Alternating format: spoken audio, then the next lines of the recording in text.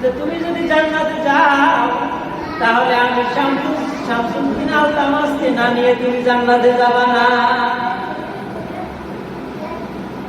কেমন একজন রাজনীতিবিদ যার জীবনে ফরজ নামাজে তাকবীর করছে, আর আপনি আমি মুসলমান সাধারণ, কিন্তু জীবনে কত নামাজ ছাড়তেছে। কবরে যাওয়া লাগবে কিনা, মরা লাগবে কিনা, কবরে গিয়ে কি জবাব দেবে? আজকে যদি মারা যান, পরনে যত ভালো দামি দামি পোশাক আছে সব পোশাক গুলো খুলে রেখে দেবে, দেবে কিছুই সঙ্গে যাবে না। যারা মহিলা আছে নামাজ আদায় করে না, এরা নাকের জিনিস, কানের জিনিস, গলার হার, কানের জিনিস দুইটা থাকতে আরো দুটো বানাইতে চায়, ছিদ্র করে আছে না নাই? তাহলে যদি মারা যায় এই জিনিসগুলো একে একে সব তুলে রেখে দেবে, দেবে কি দেবে? কিন্তু এই সমস্ত মহিলারা খালি দুনিয়ার পাগল, জিনিসের পাগল, সম্পদের পাগল। পুরুষেরা তো একটু পরে, মহিলারা প্রায় মহিলারা এখন তো নামাজও পড়ে না। এরা মরবে কিনা? জীবিত থাকা অবস্থায় এরা পর্দা করে না, বোরকা পরে না, শাড়ি কেমন পরে, বাজারে যায়, পেটও দেয়, পিঠ দেয়, দেখে কিনা? যেটা দেখতে পারে স্বামী, সেইটা সমস্ত বাজারের মানুষদেরকে হাইটে দেখায়। মহিলারা আছে না নাই? এই যে মহিলারা সমস্ত বেড়াকে হাইটে হাইটে দেখাইলো, রাস্তা রাস্তায় হাঁটলো, বাহিরে বাহিরে হাঁটলো, পর্দা করলো না, নামাজ পড়লো না, অথচ যখন মারা যায় এখন ঘরের ভিতরে বেড়ারা দেখতো না, পরপুরুষ দেখতো না, ভাই কিনা? মরার পর আমলের দরজা কি বন্ধ? এখন মরার পর এখন এইটারে পর্দা করায়, লাশটারে কি করায়? পর্দা করায়। এই সাবধান, কেউ দাঁড়াইতো না, ঘরের মধ্যে কেউ ঢুকতো না। মহিলা মারা গেছে, মহিলা দেখার যায় না, বাইরে তুলে পড়ে আছে না? আছে কিনা? আছে। একবারে কবরে রাখে মহিলা গো, ঘরের মধ্যে বড় সাথে দিতে, বড় সাথে দিতে। আমি তো জানা যায় বিভিন্ন জায়গায় যাই, দেই কাণ্ডগুলো ঘরের ভিতরে বড় জায়গা কিনে দেয়, আর কবরের পাশে পারলে ছয় দিয়ে বেড়াও দেয়। অনেক মহিলা মরছে, ছয় দিয়ে বেড়া দেয়, বেড়ার জন্য না দেখতে পারে, পর্দা সহকারে কবর রাখা লাগবে। এই সমস্ত মহিলারা আছে না নাই? কবরে পর্দা করে রাখে, অসুস্থ, অথচ জীবিত থাকা অবস্থায় একদিনের জন্য, 1 ঘন্টার জন্য পর্দা করবে না। তাহলে এই মৃত্যুর পরে এই পর্দা দিয়ে লাভ কি? বলেন, লাভ আছে? আর কবরে রাখে, চাদর দিয়ে ঢাইতে রাখে, অন্য কোনো মানুষ দেখতে না পারে, পর্দা সহকারে রাখে। এই পর্দা সহকারে লাশটা রাখতে আমল নামায় একটা লেখেও লেখা হবে? আর তুমি থাকা অবস্থায় পর্দা করা ফরজ, কার হুকুম? আল্লাহর হুকুম। নামাজ পড়া যেরকম ফরজ, পর্দা করাও সেইভাবে ফরজ। কিন্তু সেই পর্দা মহিলারা করে না, নামাজও পড়ে না। আরে পর্দা সহকারে মৃত্যুর পরে পর্দা সহকারে সব কিছু মেনটেন করে কবরে রাখে। আল্লাহ তাআলা তো এই সমস্ত মহিলাদেরকে পর্দা সহকারে চলার মতো আল্লাহ তৌফিক দান করেন, দুনিয়াতেও পর্দা করার জন্য এবং কবরে রাখার সময় জন্য পর্দা করে। হ্যাঁ, লাভ আছে নাকি? আর নাকি 1 পয়সারও একটা নেকিও আমল নামায় লেখা হবে না। আমরা এখানে যারা আছি, যে যে প্রত্যেকটা স্বামীদেরকে বলা হয়েছে তুমি নিজে বাঁচো, এরপরে তোমার আহাল, ছেলে সন্তান, স্ত্রী পুত্র, এদেরকে ওই জাহান্নামের আগুন থেকে বাঁচাও। তাহলে যারা যে সমস্ত মহিলারা পর্দা করে না, তাহলে আপনি কি আপনার আমল নামায় জাহান্নাম কামাই হয় কিনা? মহিলাকে যে বাজারে পাড়া আমল নামায় জাহান্নাম কামাই করে কিনা? হ্যাঁ, এই জাহান্নাম থেকে বাঁচতে পেরেছে কাগো, যে ও পুরুষ তুমি নিজে বাঁচো, এইবার তোমার পরিবার আহাল এদেরকে বাঁচাও। তাহলে আপনি আমি নিজে বাঁচবো, নামাজ পড়বো, এরপরে যারা আছে এদেরকেও বাঁচানোর চেষ্টা করবো। রাজি আসবে ইনশাআল্লাহ? যতটুকু আলোচনা হয়েছে এর উপরে আমল করার জন্য আল্লাহ তৌফিক দান করেন। আমিন ওয়া আখির দাওয়ানা আলহামদুলিল্লাহি রাব্বিল আলামিন। আসসালামু আলাইকুম ওয়া রাহমাতুল্লাহি ওয়া বারাকাতুহু। তাহলে আল্লাহর কাছাকাছি হওয়া যায়, কাছাকাছি হওয়া যায় কিনা? মালদ্বীপ শহরের ভিতরে যত মানুষ, সব মানুষ মুসলমান, একটা মানুষ হিন্দু। আজান দেওয়ার সাথে সাথে মানুষ গিয়ে হাজির হয়ে পড়ছে। বদুতার ভিতরে আসছে ঘটনা উল্লেখ যে হাফেজ আবুল বারাকা মালদ্বীপ শহরের কিনার থেকে যখন যাইতেছে, হঠাৎ করে তাকাই দেখতেছে বিশাল সুন্দর একটা শহর দেখা যায়। জিজ্ঞাসা করলেন যে এই শহরটার নাম কি? এটা হচ্ছে মালদ্বীপ শহর। মালদ্বীপ শহরে কি কি আছে? মালদ্বীপ শহরে এমন কিছু রহস্য আছে যে একটা হিন্দু জাতি পর্যন্ত নাই, সব মুসলমান। সব কি? একটা বেনামাজিও নাই, সবাই নামাজি। তাহলে সেই এলাকাটা নামাজি, একটা মানুষও বেনামাজি নাই, সেই এলাকাটা ভালো লাগে কিনা? সব মুসল্লিরা যদি জামাতে নামাজে মসজিদে এসে বক্তব্য হাজির হয়, ভালো লাগে কিনা? হাফেজ আবুল বারাকা এই মালদ্বীপ শহর রওনা করলেন। গিয়ে হঠাৎ করে সংবাদ শুনলেন যে এই মালদ্বীপ শহরে এই যে বিশাল বড় সমুদ্র, এই সমুদ্র থেকে গভীর নিষিদ্ধ রাতে দেও দানব উঠে এসে মানুষের ঘর বাড়ি সব লন্ডভন্ড করে মানুষের উপর আক্রমণ করে, মানুষকে সর্বনাশ করে ফেলায়। কিন্তু আজ পর্যন্ত কোনো মানুষ তাকে ফিরে দিতে পারে না। কোনো মানুষ এই দেও দানব একে ফিরে দিতে পারে না। এই মালদ্বীপ শহরের বাদশা তিনি আইন জারি করলেন যে আমাদের প্রতি বছর এই দেও দানব উঠে এসে সব লন্ডভন্ড করিয়ে ফেলায়। তাহলে আমরা একটা পদক্ষেপ নেই যে মালদ্বীপ শহরের সমুদ্রের কিনারায় একটা ঘর তৈরি করি। প্রতি বছরের মাথায় অমাবস্যা রাত্রে ওই ঘরের ভিতরে সুন্দরী একটা যুবতী নারীকে দেখে আসা হবে। দেও দানব উঠে এসে ওই নারীকে যা করার দরকার সব কিছু করে তাকে মাইরে চলে দেয়। সকালবেলা তাকে দাফন করে দেবে। যে এই মালদ্বীপ শহরের ভিতরে যত নারীরা আছে, যুবতী মেয়েরা আছে, সবার তালিকা করা হোক যে কতগুলো মেয়ে আছে। সব মেয়েদের তালিকা করা হলো, লিস্টে লেখা হলো হাফেজ আবুল বারাকাত একটা বাড়িতে গিয়ে হাজির, ছোট বাচ্চা। হাফেজ আবুল বারাকাত দেখতেছেন যে একজন মহিলা কাপড় চুপড় রোদ দিতেছে, সুতা দিতেছে। জিজ্ঞাসা করলেন যে মা, আমি আপনার কাছে একটু সাহায্যের জন্য আসছি।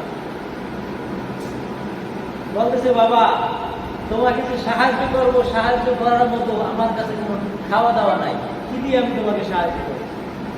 বলতেছে না মা, আমি কোনো খাবার দাবারের জন্য কোনো সাহায্য চাই না, আমি একটু আপনার কাছে স্থান চাই, থাকতে চাই। বললেন কি মা, যে মা আমাকে একটু থাকার জন্য সাহায্য করেন, একটু জায়গা দেন, স্থান দেন। থাকার জন্য স্থান দিলেন। প্রতি বছর অমাবস্যা রাত্রে সুন্দরী একটা যুবতী মেয়েকে সাজাইয়া পুরাইয়া পুরো শাসনেরা মালদ্বীপের কিনারায় ওই ঘরের ভিতরে রেখে আসে। সমুদ্র থেকে গভীর রাতে দেওয়া দানব উঠে এসে এই মেয়ের অস্তিত্ব নষ্ট লন্ডভন্ড করে তাকে মেরে ওখানে চলে যায়। সকালবেলা ডুমেরা এসে লাশ নিয়ে যায়। হঠাৎ করে, এটা হলো মালদ্বীপ শহরের বাদশার আইন, সকালবেলা তাকাই দেখতেছে যে যেই বাসায় আশ্রয় নিলেন ওই মহিলা কাঁদলেন। কি ব্যাপার, এত কান্নাকাটি কেন? জিজ্ঞেস করলেন, মা তুমি কেন কান্নাকাটি করো, ব্যাপারটা কি বুঝতে পারলাম না। বাবা আমার মনের কথা তোমার কাছে কি বলবো, আমার ঘরের ভিতরে একটা যুবতী, আমার একটা মাত্র মেয়ে, সুন্দরী মেয়ে। বাদশা আইন জারি করলেন যে প্রতি বছর অমাবস্যার রাত্রে একটা মেয়েকে সুন্দরভাবে সাজাইয়া সিরিয়াল অনুসারে প্রতি বছর জায়গায় নিয়ে রেখে আসবে। বাবা আমি কাঁদলি, আমার সুন্দরী মেয়ের তালিকা আজকে সিরিয়াল করে গেছে। বাদশাহ প্রশাসনের লোকেরা বাসায় এসে বলে গেছে যে তোমার মেয়েকে সুন্দর করে সাজাইয়া রাত্রিবেলা রেডি রাখবার, সন্ধ্যার সময় সে আবার নিয়ে যাবে। এই জন্য মা চোখের পানি ফালাইয়া দরদর দরদর করে কান্নাকাটি শুরু করে দিলেন। একটা মাত্র মেয়ে, সেই মেয়ে যদি আজকে সিরিয়াল অনুসারে চলে যায় তাহলে আমি একা হয়ে যাব, আমার তো বাঁচার আর কোনো রাস্তা থাকবে না। মা চোখের পানি ফালাইয়া ফালাইয়া কাঁদে।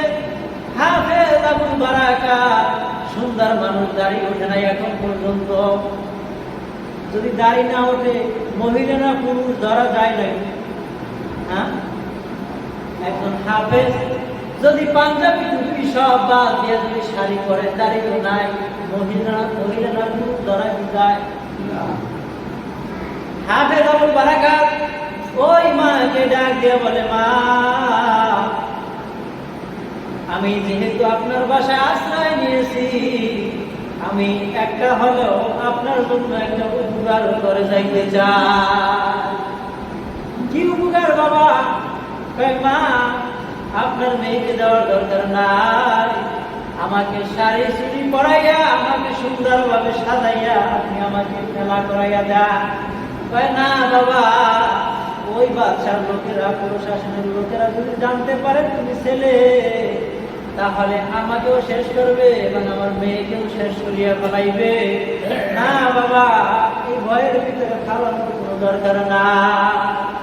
হাফেজ আবুল বারাকাত ডাক দিয়ে বলে, মা আপনার ভয়ের কোনো কারণ নাই, আমি এমন ভাবে থাকবো ওই বাদশার লোকেরা ধরতে পারবে না।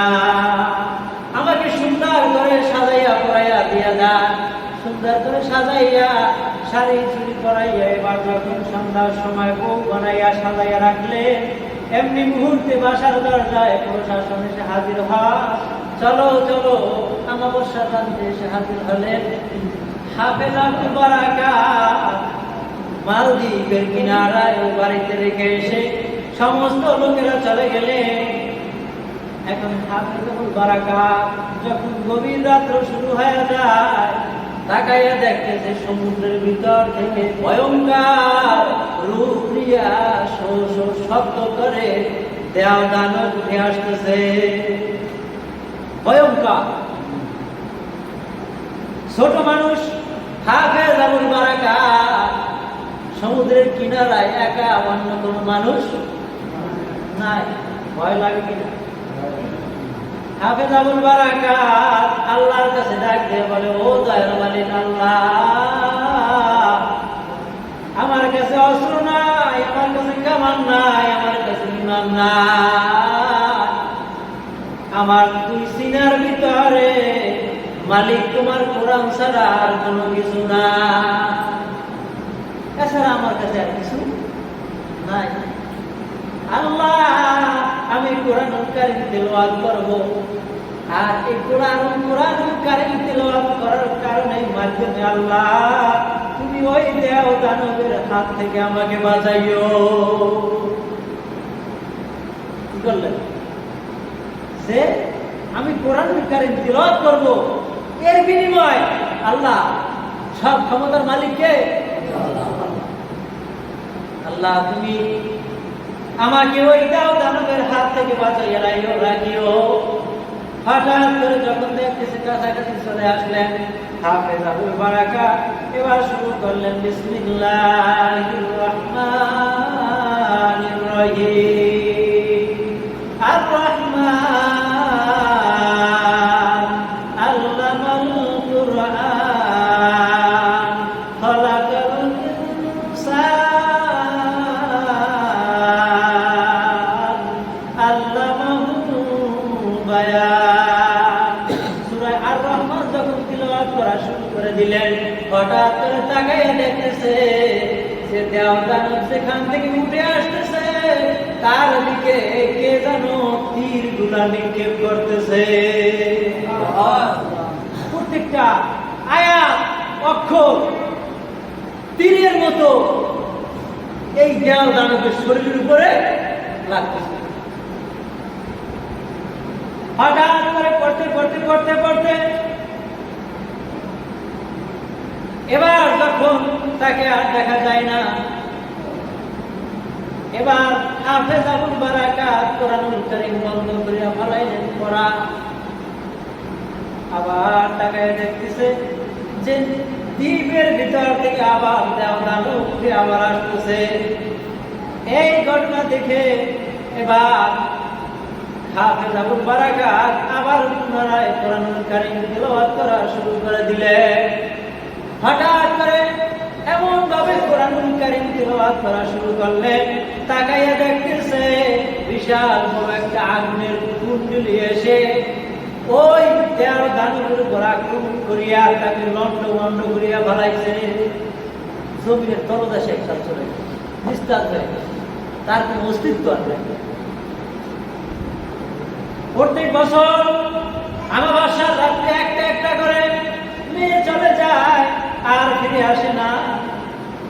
তাহলে মেয়ে কি আর থাকবে?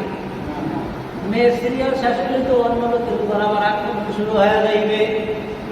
এই পেলাম বাদশা আইন জারি করার পর যখন এবার হাফেজ আবুল বারাকাত কোরআনুল কারীম তেলাওয়াত করার পর তার কাছে গাইবি ভাবে আওয়াজ আসে, ও হাফেজ আবুল বারাকাত, তোমার কোরআনের এত পাওয়ার, এই কোরআনের পাওয়ারের কারণে এই মালদ্বীপের ভিতরে দেওদানব এমন ভাবে নিস্তেজ হয়ে গেছে, আর কোনদিন দেওদানব উঠে আসতে পারবে না। কেউ আর উঠে আসতে পারবে না, শেষ। সকালবেলা যখন হয়ে যায়, ডুমেরা আসলো লাশ নেওয়ার জন্য। কি নেওয়ার জন্য? লাশ আসে না, যাতে আসে লাশ নিতে আসার পর কি ব্যাপার? লাশ তো নাই, মানুষ যেটা আছে। মানুষ যেটা কি ব্যাপার? তোমার নিতে পারে নাই? আমি তো মেয়ে, মেয়ে না, আমি তো ছেলে, আমার নেবে গেল কি ব্যাপার? তুমি কেমনে ছেলে হইয়া? তোমার তো মেয়ে রাইকে গেছিলা। না না, আমি ছেলেই মেয়ে হিসাবে সেজে তোমাদের কাছে আসছিলাম। আমি ছেলেই ছিলাম আর এখনো ছেলে আছি। আমি একজন কোরআনের হাফেজ।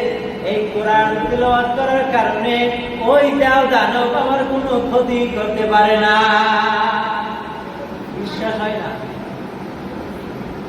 বাদশার কাছে চলে গেলেন মিয়া, ও বাচ্চা, মেয়ে রেখে আসছিলাম, ছেলে হয়ে গেছে।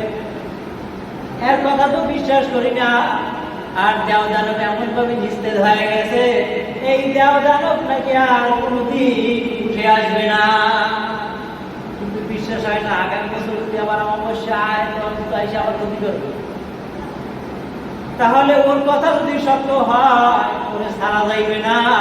ওরে জেলের ভিতরে একটা বছর, আবার আগামী বছর আমাবস্যা পর্যন্ত জেলের ভিতরে বন্দি করে রাখা যায়। জেলের ভিতরে হাফেজ আবুল বারাকাত রেখে দিলেন। তার কথা বিশ্বাস হয় না। বাদশা মানুষ, বাদশাকে তো নামাজ পড়া লাগে না। হ্যাঁ, কিছু কিছু মুসল্লি আছে শুক্রবার পড়লি হয় 8টি নামাজ, কি নামাজ 8টি নামাজ পড়লেই হয়। আর এক সপ্তাহ আল্লাহরে ফাটকি দিলি, এক সপ্তাহ ফাটকি দিয়া শুক্রবার আর কি নামাজ পড়লাম, কামে লাগলে? আবার কিছু কিছু আছে আর কি নামাজও লাগে না, ফাটকি নামাজও লাগে না, 360 নামাজ হইলেই হয় নাকি? 360 বছরের মাথায় ঈদের নামাজ পড়লি হাফেজাতুল বারাকাত। এই বাচ্চাকে ডাক দিয়া বলে, ও বাচ্চা শোনে, আগামী বছর অমাবস্যা পর্যন্ত আমি জেলের ভিতরে বন্দী থাকবো, ভালো কথা। আমি আপনার ওসিয়াত পালন করব, কিন্তু আমার ওসিয়াত আছে। কি ওসিয়াত? ও বাচ্চা, আপনার যে দলবল আছে, যারা বেনামাজি আছে, যারা নামাজ পড়ে না, যারা হিন্দু আছে, অন্য ধর্ম আছে, আমার সাথে বাচ্চা ওয়াদা দেওয়া লাগবে, যদি আগামী বছর আমি জীবিত ওই জায়গা থেকে ফিরি, তাহলে আমার হাতে সবাই কালেমা পড়ে মুসলমান হওয়া লাগবে। কেন কইছে? বাচ্চা সরকার যদি কয় যে সবাই নামাজ পড়া লাগবে, একজন মুসলিম আর বাইরে থাকবে না। সরকার ঘোষণা দিয়েছেন মসজিদে এক দুই এক করে ফাঁক, হ্যাঁ হয়ে গেছে কিনা? সবাই মাস্ক পরা লাগবে, বাজারে মাস্ক ছাড়া কেউ করতে পারে না, গাড়িতে মাস্ক ছাড়া কেউ করতে পারে না। বাচ্চারা কয়, বাচ্চা আপনার দায়িত্ব আমি পালন করবো, আমার দায়িত্ব আপনি পালন করবেন কিনা চেষ্টা করে দেখেন। যদি তুমি বাইশে আসতে পারো, জানি তুমি বাঁচবা না, জানি তুমি বাঁচবা না, তুমি মরে যাবো আমার আগাম বছর আমার অবশ্যই। হয়তো বা তুমি আর কোনো কৌশল খারাইছো, তোমার রাইখে আসবে, তুমি এবার চললে আসবে, এমন কিছু হয়েছে। আবার আগামী বছর যখন হয়ে যায়, বাদশা ওয়াদা করলেন, ঠিক আছে ও হাফেজাতুল বারাকাত, তোমার কাছে ওয়াদা করলাম, তুমি যদি আবার আগামী বছর ফিরত আসতে পারো, তাহলে তোমার হাতে আমরা সবাই কালেমা পড়ে মুসলমান হয়ে যাব, আর ওয়াদা করবো এক ওয়াক্ত নামাজও আর ছাড়বো না। আবার আগামী বছর আমার বর্ষা রাত্র যখন শুরু হয়ে যায়, সুন্দরভাবে সাজাইয়া হাফেজাতুল বারাকাত রেখে আসলেন। সকালবেলা আবার যায় দুধ পাঠাইছে, যাইয়া দেখে যে মারা যায় না। এখন দায়িত্ব পালন করা লাগবে কিনা? এর কাছে আমার একটু কৌশল আছে, টেকনিক। মুসলমান যদি হয়, ভালো কাজের জন্য মিথ্যে কথা বলা কিন্তু যায় যায়। যুদ্ধের ময়দান থেকে বাঁচার জন্য মিথ্যে কথা বলা যায় যায়। স্ত্রীর খুশি করার জন্য মিথ্যে কথা বলা যায় যায়। হাফেজাতুল বারাকাত এবার ডাক দিয়া বলেন, ও বাচ্চা, আমি তো মারা গেলাম না, এখন শুনেন, আপনি কালেমা পড়ে মুসলমান হবেন, আপনার যে দলবল সবাই মুসলমান বানাইবেন। যদি না বানা, তাহলে যে অস্ত্র দিয়ে আমি ওই সমুদ্রের ভিতর থেকে যাও দানবকে শেষ করে দিয়েছি, সেই অস্ত্র দিয়া আমি কিন্তু আপনাকেও শেষ করে দিব। এতদিন পর্যন্ত এত অস্ত্র দিলাম, কোন অস্ত্র দিয়া কেউ দানবকে শেষ করতে পারলাম না। আমি বাদশা যদি মরে যাই, তাহলে আমার স্থান তো চেহারা কিন্তু অর্জনের বাদশাহী ছাড়া যাবে না। বাদশা এবার বলতেছে, হ্যাঁ ঠিক আছে। বাদশা আইন জারি করলে, আমার এই দেশের ভিতরে, মালদ্বীপ শহরের ভিতরে কে আছো হিন্দু, কে আছো খ্রিস্টান, কে আছো ইহুদি, সবাই এই হাফেজাতুল বারাকাতের হাতে এখন কালেমা পড়ে মুসলমান হয়ে যায়। আর যে ব্যক্তি মুসলমান হবে না, তাকে আমি অস্ত্র দিয়া সাথে সাথে কতল করিয়া ভালাবো। বাদশা আইন জারি করছে, আর কেউ থাকবে না। মালদ্বীপ শহরের সবাই মুসলমান হয়ে গেলে, কিসের পাওয়ার? কোরআনের পাওয়ার।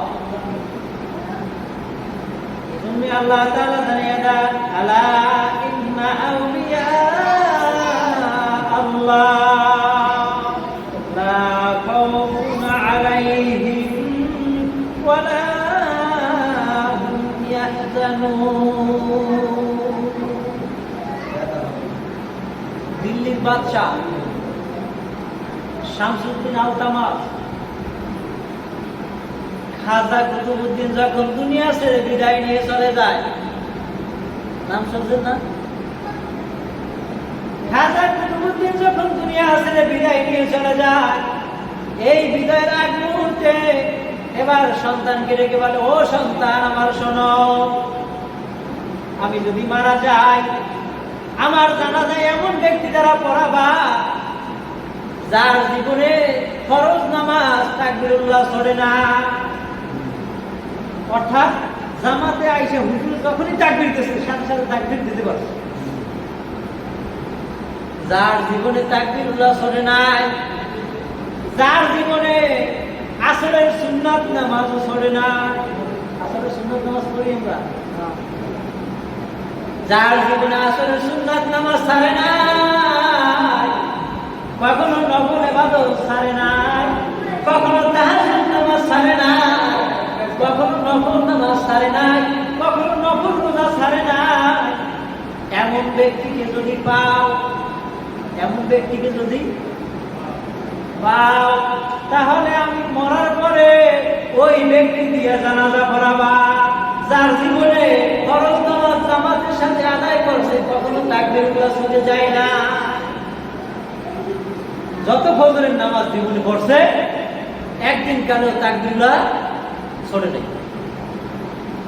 আপনি আমি তো চিন্তা করি এখন 5 মিনিট আছে পরেই যাই, আইসা দেখেন এক রাকাত শেষ, তাকবীরুল্লাহ পাইছেন নি। আবার কিছু কিছু আছে এক রাকাত পাইলেও জামাত সাথে হয়ে যাবে, এমন চিন্তা করে কিনা। খাজা কুতুবউদ্দিন যখন দুনিয়া ছেড়ে বিদায় নিয়ে চলে যায়, বাবা আমি মরার পরে এমন ব্যক্তি দিয়ে জানাজা পড়াবা যার জীবনে ফরজ নামাজের তাকবীরুল্লাহ ছড়ে নাই। যখন দুনিয়া ছেড়ে বিদায় নিয়ে চলে যায়, লক্ষ লক্ষ মানুষ সামনে খাজা কুতুবউদ্দিনের সন্তান ডাক দিয়ে বলে যে, শুনে আপনারা এই মজলিসের ভিতরে এমন কে আছে যার জীবনে ফরজ নামাজ তাকবীরুল্লাহ ছড়ে না, যার জীবনে আসরের সুন্নাত ছাড়েন নাই, এমন ব্যক্তি যদি কেউ থাকে তাহলে সেই ব্যক্তি সেই এই স্থানে এসে জানাজা পড়া। আর যদি এই মজলিসের ভিতরে বলা মজলিসের ভিতরে এমন ব্যক্তি না থাকে তাহলে জানাজা দেওয়ার দরকার নাই, আমার বাবাকে খবর রেখে দেবো। লক্ষ লক্ষ মানুষ, কোন মানুষ পাওয়া যায় না। এর ভিতর থেকে যখন লাশ উঠাও, লাশ যখন কাঁধের ভিতরে কাঁধের উপরে উঠায়, উঠাইয়া যখন রওনা করে, এমনি মুহূর্তে দিল্লির বাদশাহ শামসুদ্দিন আল-তামাম ডাক দিয়া বলে, ও কুতুবউদ্দিনের সন্তান, লাশের খাট নামাও, খাট রাখো, এই খাজা কুতুবউদ্দিনের জানাজার নামাজ আমি নিজে পড়াবো। লক্ষ লক্ষ মানুষ, কোন মানুষ নাই, একজন লোক যিনি রাজনীতিবিদ, রাজনীতিবিদ, যেমন বাদশাহ কালেমা করে মুসলমান হয়েছে, মনে আছে নি? তাহলে বাদশার মতো আর ভালো মানুষ আছে? সে কি রাজনীতি করে না? রাজনীতি করার পরেও ওয়াদা করলেন, সবাইকে মুসলমান বানাইলে। এই দিল্লির বাদশাহ শামসুদ্দিন আল-তামাম ডাক দিয়ে বলতেছে, শোনো, তোমার বাবার জানাজা নামাজ আমি পড়াবো। আমার জীবনে এখন পর্যন্ত একদিন ফরজের তাকবীরুল্লাহ ছড়ে না, কিন্তু আল্লাহর ওলি যারা, এদের কৃষ্ণা আছে না নাই, কেরামত আছে না নাই, কিন্তু দেখায় না। জীবিত থাকা অবস্থায় দেখায় না, প্রকাশ করে না। রাতে তাহাজ্জুদ নামাজ আদায় করে কিন্তু প্রকাশ করে না। খাজা কুতুবউদ্দিনের জানাজা পড়াবে। এবার খাজা কুতুবউদ্দিনের দুই গাল উপরে দুইটা চুমা দিয়ে বলে যে, ও খাজা কুতুবউদ্দিন, তুমি তো দুনিয়া ছেড়ে বিদায় নিয়ে চলে গেলা, কিন্তু আমি যে ইবাদত করলাম সেই ইবাদতটা তুমি মানুষের সামনে প্রকাশ করিয়া দিলা। আমি যে জীবনে একদিনকার ফরজ নামাজের তাকবীরুল্লাহ ছড়ে নাই, এটা কোনো মানুষ তো জানে নাই। আমি গোপন ভাবে আল্লাহর ইবাদত করছি। তাহলে ও খাজা কুতুবউদ্দিন, তুমি আমারে সমস্ত লাখ লাখ মানুষের সামনে আজকে প্রকাশ করাই দিলা। ও খাজা কুতুবউদ্দিন, তুমি আমার কাছে ওয়াদা দাও যে তুমি যদি জান্নাতে যাও তাহলে আমি শামসুদ্দিন আল তামাসকে না নিয়ে তুমি জান্নাতে যাবা না। কেমন একজন রাজনীতিবিদ যার জীবনে ফরজ নামাজে তাকবীর করছে, আর আপনি আমি মুসলমান সাধারণ কিন্তু জীবনে কত নামাজ ছাড়ছে। কবরে যাওয়া লাগবে কিনা, মরা লাগবে কিনা, কবরে গিয়ে কি জবাব দেবে?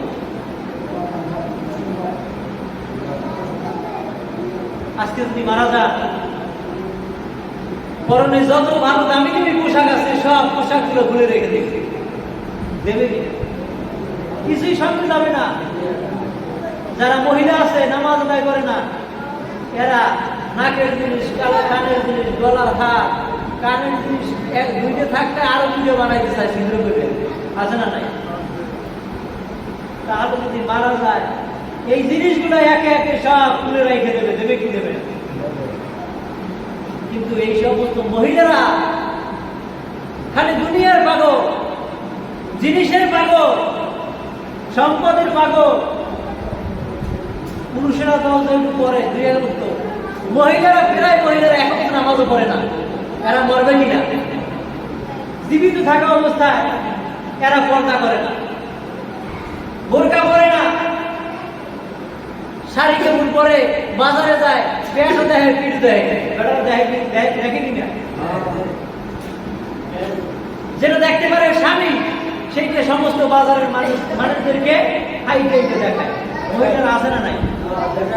এই যে মহিলারা সমস্ত বেড়াকে হাইটে দেখাইলো, রাস্তায় রাস্তায় হাঁটলো, বাহিরে বাহিরে হাঁটলো, পর্দা করলো না, নামাজ পড়লো না, অথচ যখন মারা যায় এখন ঘরের ভিতরে বেড়ারা দেখলো না, পরপুরুষ দেখলো না, কিনা? মরার পর আমলের দরজা কি বন্ধ? এখন মরার পর এখন এইটারে পর্দা করায়, লাশটারে কি করায়? পর্দা করায়। এই সাবধান, কেউ দাঁড়াইতো না, ঘরের মধ্যে কেউ ঢুকতো না।